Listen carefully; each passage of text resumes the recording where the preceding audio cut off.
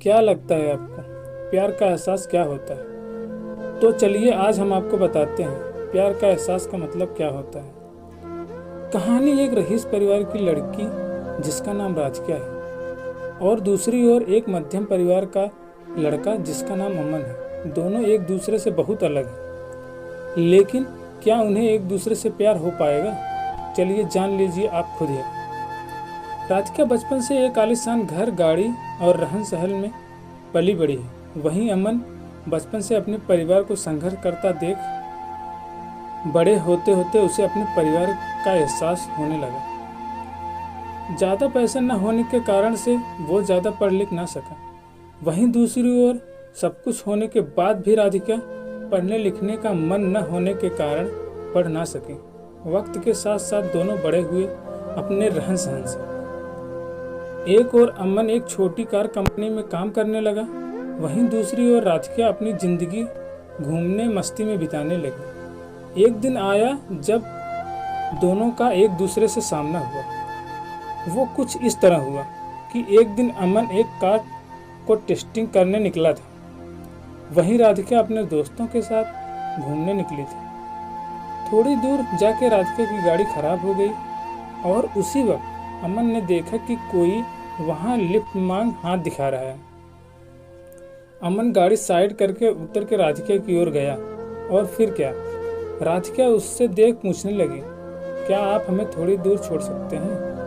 अमन उनकी बातों को सुन के चुपचाप गाड़ी की ओर गया और गाड़ी चेक करने लगा। ये देख राधिका को अच्छा नहीं लगा कि वो किसी से पूछ रही है और अमन जवाब नहीं दे रहा है। अमन कुछ देर बाद बिना किसी से कुछ कहे चला जाता है। ये देख राधिका को कुछ समझ नहीं आया।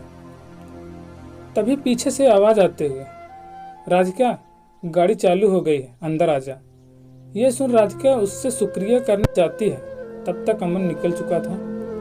राधिका फिर गाड़ी में बैठ चली गई। एक दिन आया जब राधिका का जन्मदिन था। वो हर साल की तरह अपने परिवार के साथ मंदिर गई। वहां उसने अमन को फिर से देखा। वो देखते ही उसके पास गई और उस दिन के लिए शुक्रिया कहने। ये सुन अमन ने उसे देख मुस्कुरा दिया। ये देख राधिका ने अमन से पूछा, क्या तुम बोल नहीं सकते? उस दिन भी मैंने पूछा था, तब भी तुम कुछ नहीं बोले, और आज भी जब मैं आई तुम्हारे पास तो तुम्हें शुक्रिया कहने, तो आज भी तुम मुस्कुरा दिए और कुछ नहीं कहा। फिर अमन ने कहा कि मुझे देर हो रही थी, लेकिन मैंने वहाँ तुम्हें देखा तो लिफ्ट मांग रही थी, इसलिए मैंने गाड़ी रोक के तुम्हारी गाड़ी ठीक करने चला आया। फिर दोनों बीच बात करने लगे।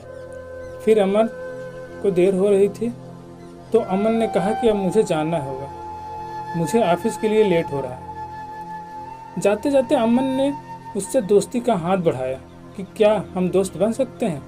ये सुन राधिका ने कहा, मुझसे दोस्ती? मैं हर किसी से दोस्ती नहीं करती। ये सुन अमन हंसते हुए कहा, चलो ठीक है, कोई नहीं, वक्त बताएगा कि दोस्त करते हैं या नहीं। ये बोल के वो चल दिया और वहाँ राधिका भी अपने घर की ओर निकल पड़ी। कुछ दिनों बाद राधिका और अमन एक शॉपिंग मॉल में मिलते हैं। अमन देख राधिका से पूछा, तुम यहाँ कैसे? राधिका देखते हुए, बस यूं ही घूमने के लिए आई हूँ। तुम्हारा आज ऑफिस नहीं है जो तुम यहाँ आए हुए हो? अमन ने कहा, आज बस जल्दी काम खत्म हो गया था तो सोचा थोड़ा घूम लूँ। फिर दोनों एक कैफे में गए और बातें करने लगे। राधिका ने अमन से कहा, अपने बारे में बताओगे कुछ? अमन हंसते हुए कहने लगा, मैं क्या बताऊँ अपने बारे में, मेरा तो बस यूं ही एक सीधा साधा जिंदगी है, जहाँ रोज सुबह ऑफिस जाता हूँ और शाम को घर जाके कुछ काम कर लेता हूँ, बस फिर खाना खा के सो जाना, फिर वही सुबह फिर से। फिर अमन ने पूछा, आप क्या करते हो? ये सुन राधिका हंसने लगी और कहा, मुझे कुछ करने की ज़रूरत ही नहीं पड़ती, सब कुछ बिना किए ही मिल जाता है, तो मैं क्या करूँगी, मैं कुछ। फिर अमन ने कहा, अच्छा है, फिर तो हम बहुत अलग हुए। ये सुन राधिका ने कहा, हाँ अलग तो हुए, हम, फिर भी तुम्हारे साथ बैठी हूँ यहाँ। फिर अमन ने कहा, बैठी हूँ मतलब हम अलग हैं तो सिर्फ रहन सहन से, बाकी हम दोनों एक ही हैं। अगर तुम दिल से किसी के बारे में सोचोगे तो तुम्हें अलग नजर नहीं आएगा। ये सुन राधिका ने कहा, ये दिल कुछ नहीं होता है। अमन सुन के मुस्कुराने लगा और कहा, ठीक है जैसा तुम बोलो। फिर हर कुछ दिनों में दोनों मिलते रहे और बातें करते और अपने घर चले जाते। धीरे धीरे दोनों में बात बढ़ने लगी और दोनों रोज मिलने लगे। अमन ऑफिस से निकल के मॉल चले जाता और वहाँ राधिका उसका इंतजार करती रहती।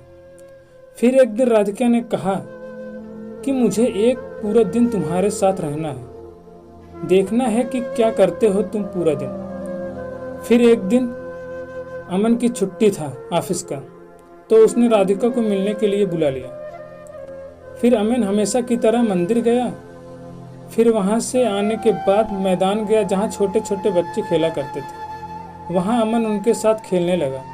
फिर कुछ देर बाद अमन वहाँ से आश्रम गया जहाँ वो हमेशा लोगों को खाना खिलाता और उनका कुछ देर देखभाल करता, फिर चले जाता।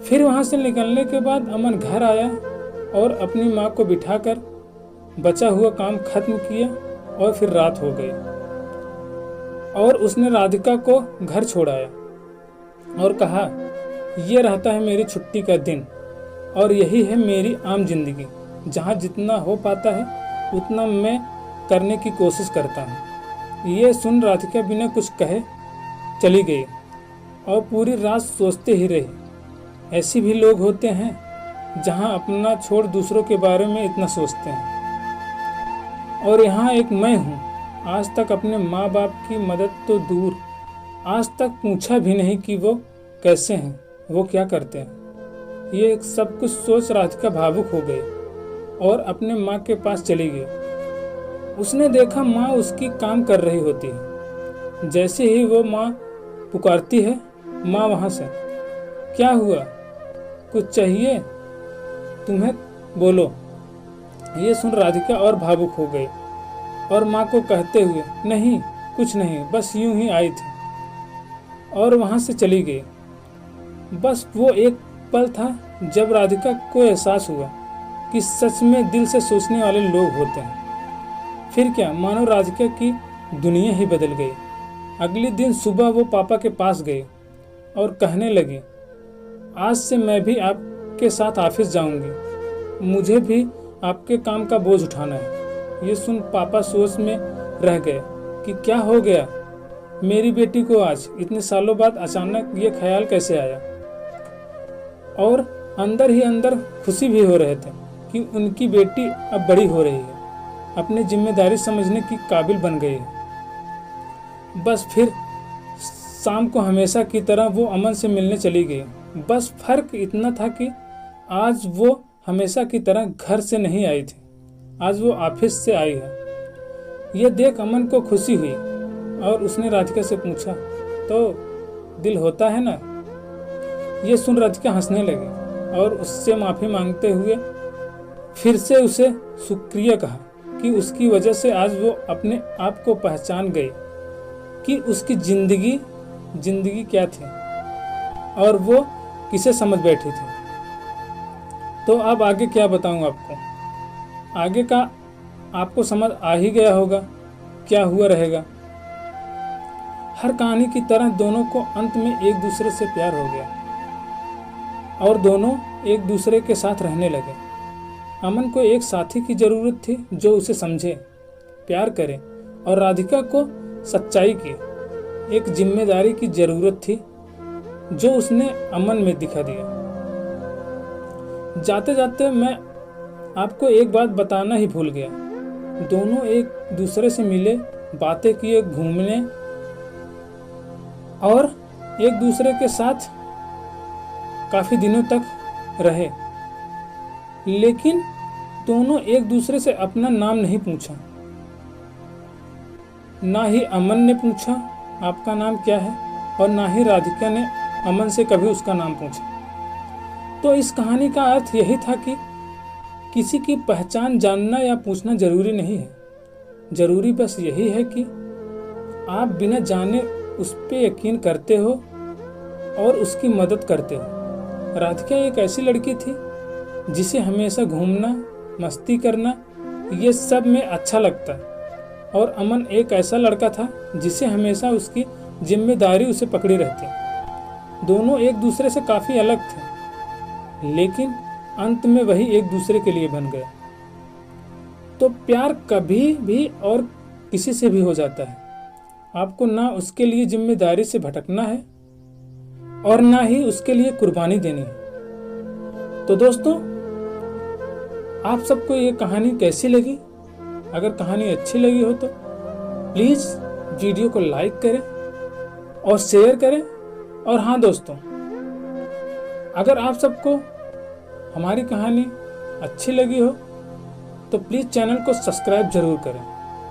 तो दोस्तों, आज के लिए बस इतना ही।